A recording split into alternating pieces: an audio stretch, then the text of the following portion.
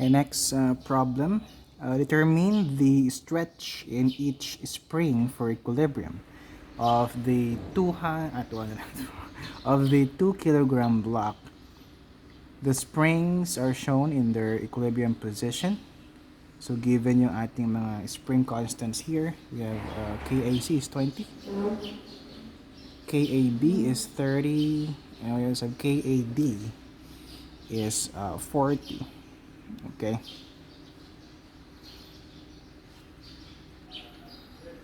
By the way, K here is in Newton per meter. Newton per meter ba to? Yeah, I think so. This is in Newton per meter. Yan yung unit natin for K, or the spring constant.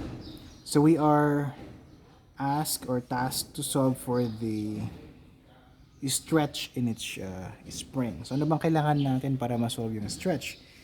So from our formula for spring, the force exerted on a spring given yung ating spring constant and the elongation. So that's equivalent to the product of the spring constant and the elongation S natin. Okay? So we are solving for S here. S. So with that, S is simply equal to the equal to F over K. Yep. Yeah. Okay, so that's how we solve for the stretch or elongation. And first, we need to solve muna, since given yung mass natin ng block, we need to solve for the equivalent weight of the block given yung mass natin. The weight is equal to 2 kilograms times the gravitational acceleration, 9.81 meters per second square. So that is equal to, ilan ito? 19.62 newtons.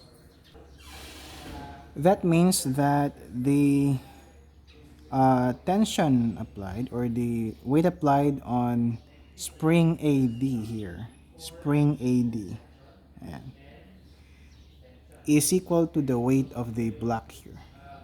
Okay, so yung FAD natin, start with FAD is equal to KAD times SAD. SAD. So we're solving for SAD here. So with that, given yung ating tawag dito, spring constant, alam din natin yung force. So weight here is equal to FAD, ano? Kasi dyan mismo nakakabit yung ating block.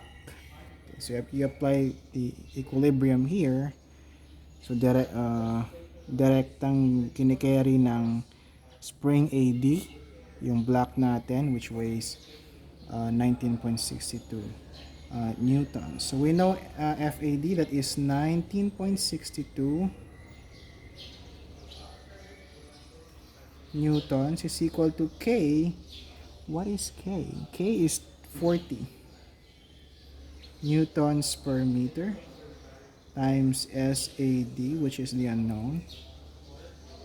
So SAD is equal to 0.4905 meters. So yan na. Alam na natin yung stretch sa my spring AD.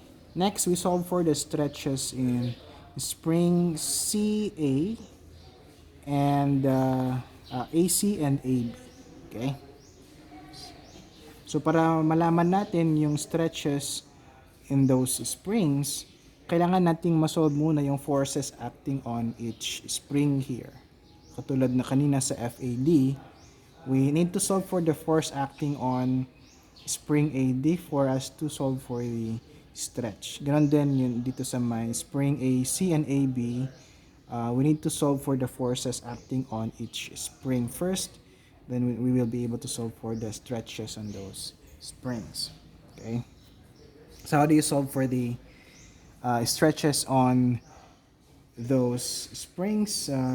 Very simple. We apply the conditions of equilibrium. Since this system is in equilibrium, we can simply apply the conditions of equilibrium to solve for the stretches or the forces on those springs.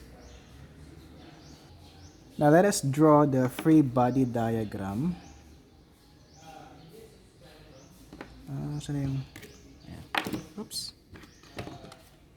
Free body diagram natin. Kasi may joint A na lang tayo.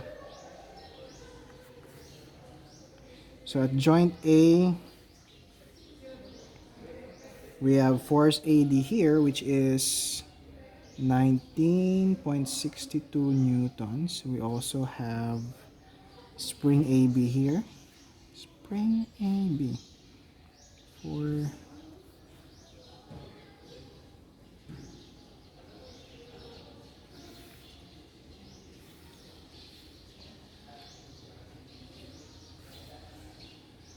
and spring AC. So this is, let's say, FAB, FAC. Okay? And walang given na angles, but we know the dimensions here. Alam natin yung mga dimensions niya. So, kunin lang natin yung slope. Let's just use yung slope natin.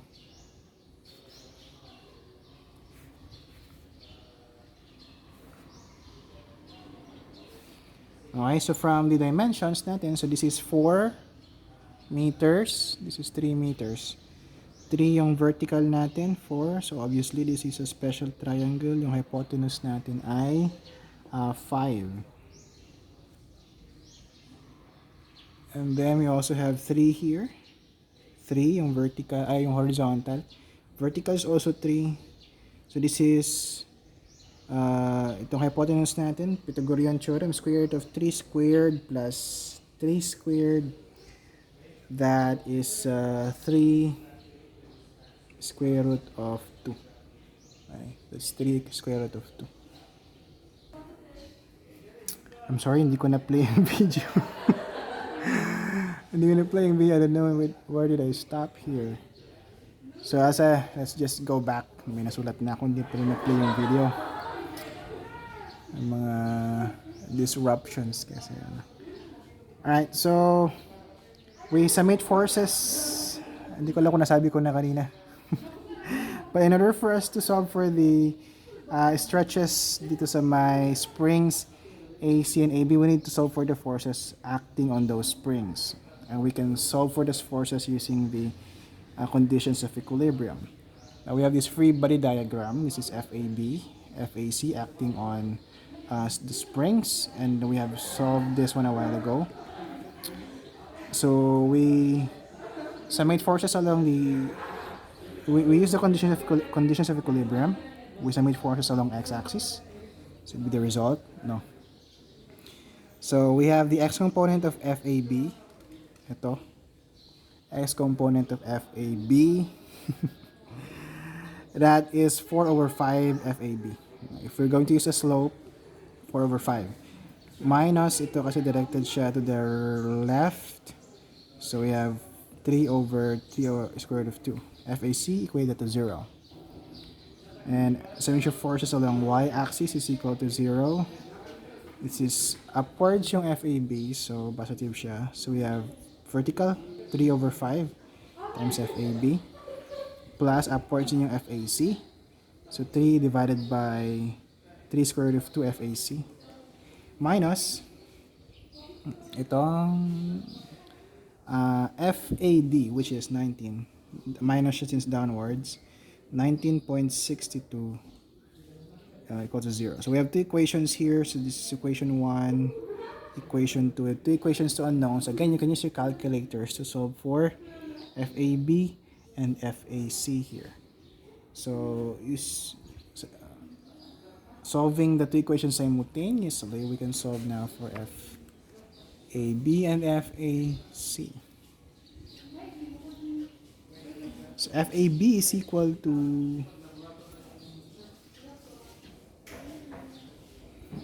14.014, and FAC is equal to 15.855 newtons. Okay, so we have solved for the forces. Now we can now solve for the stretches in each spring. Okay, so the stretch,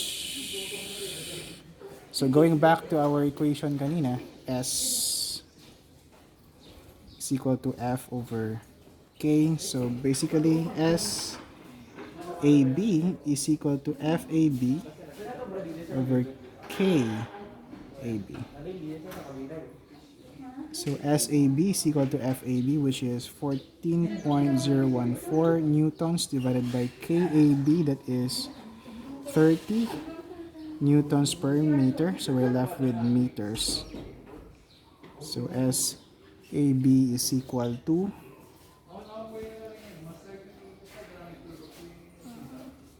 0.467 meters. So that is the stretch on spring AB. Next, we solve for the stretch on spring AC. So SAC is equal to FAC divided by KAC. So we have SAC is equal to FAC is 15.855 newtons divided by KAC is that's 20 newtons per meter. So SAC is, where's SAC here? 0.793 meters. Okay, so okay na. We have solved for the stretches on each spring.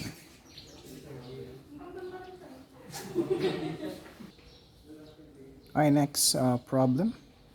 A homogeneous sphere with a weight of 75 pounds rests on two smooth planes as shown in the figure. Determine the forces exerted on the sphere by the planes at contact points A and B. So the sphere is being carried by, I don't know, ito, planes natin.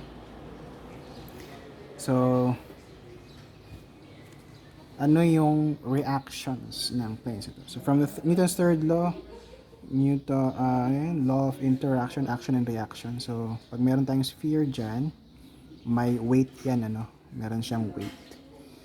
And of course, the weight would be transferred dito sa mga contact points niya dito.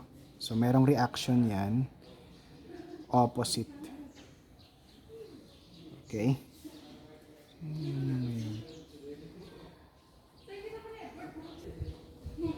Okay, so ang reaction natin, sabi kanina sa smooth surface, perpendicular or normal dun sa plane or sa surface natin. So this is, let's say,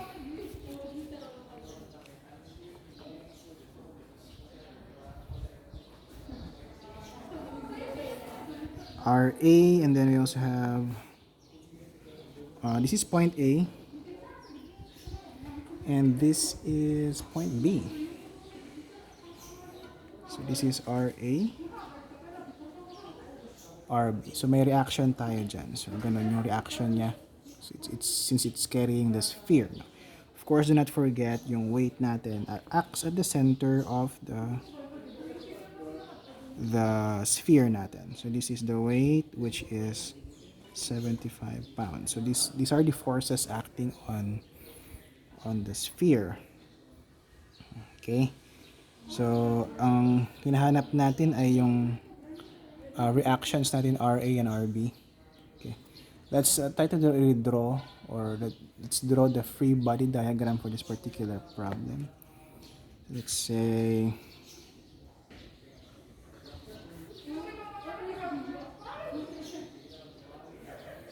yung line of action ng RA natin, i-stretch natin pa ganon. Meron din dun sa may RB natin. yung line of action niya. Ganyan. Yung line of action natin. So that this would be our weight. 75 pounds. And this is RB. RB.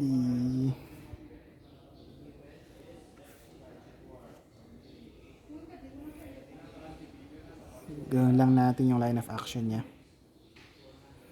And this is also RA. RA.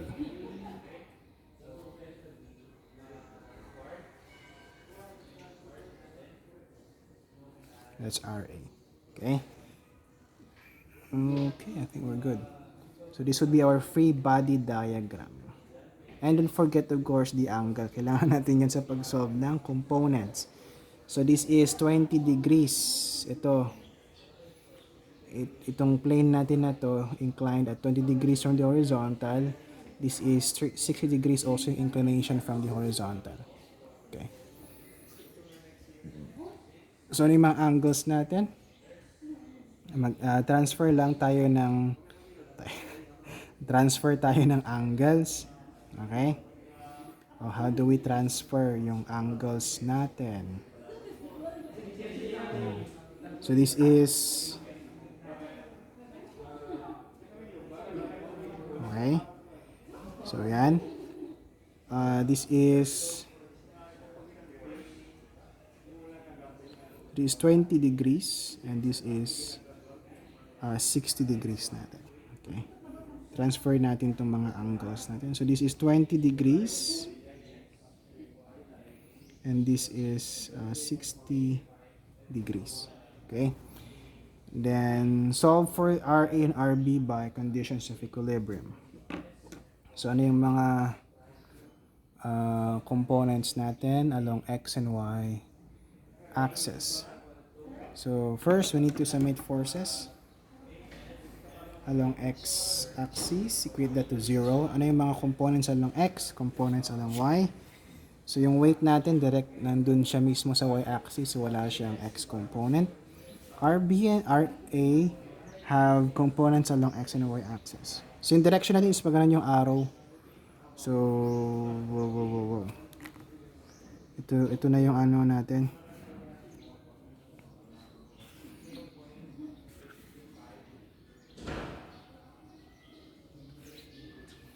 This is RB X, RB Y,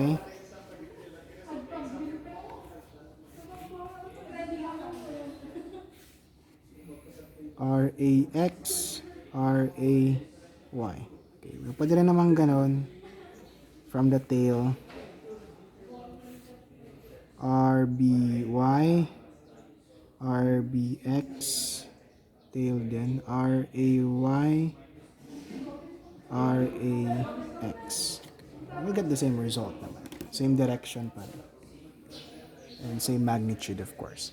Alright, so let's solve for the summation of forces along X. So lahat ng X components. Let's start with RA.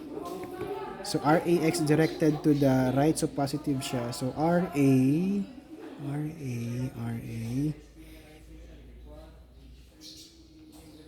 ano? RAX is equal to RA sine. Ito yung ating angle. So yung X component natin is opposite ng angle natin na 60 degrees. So RA sine of 60 degrees. Okay. And then RBX is directed to the left, so minus siya. So RB. Ito yung angle natin na given, opposite. So sine of 20 degrees equals 0. So that is summation of forces along X.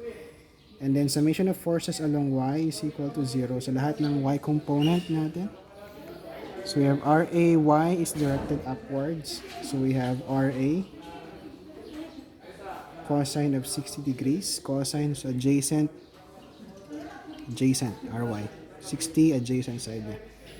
And then RBY is also upwards. So plus RBY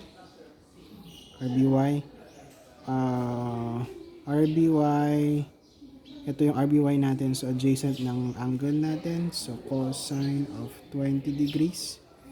Weight is directed downward, so minus 75 is equal to 0. So we have two equations, two unknowns here. You can again use your calculators to solve for the values of the unknown. So RA, RB is equal to, so RA here is equal to 26.047 pounds, and RB is 65.954 pounds. Okay, so that's it. Yun na yung reactions natin. Reaction ng smooth surface in contact with the sphere here. Okay. Okay, we'll have more examples sa mga next videos.